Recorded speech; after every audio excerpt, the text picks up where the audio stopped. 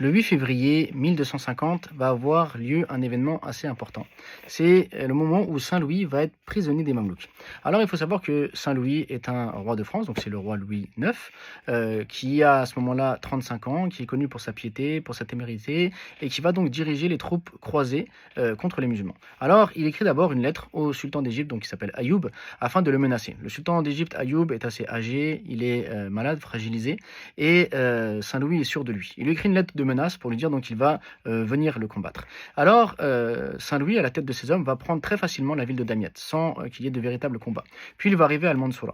Et ce qu'il faut savoir, c'est que juste avant, donc, le sultan Ayoub décède. Alors sa femme, Shajar ad-Dour, qui est son épouse préférée, qui est d'origine arménienne, qui est convertie à l'islam, va cacher donc le décès de son mari, afin donc justement il n'y ait pas un trouble, parce qu'un trouble supplémentaire face aux attaques croisées donc serait peut-être très dangereux pour le monde musulman à l'époque. Donc elle va cacher la mort de son mari et elle va appeler donc la population, appeler les armées à se lever contre les croisés. Et c'est ainsi donc que Al-Mansoura, donc la dynastie ayoubite, accompagnée donc des Mamelouks, vont faire face aux croisés. Au départ, les croisés vont avoir le dessus.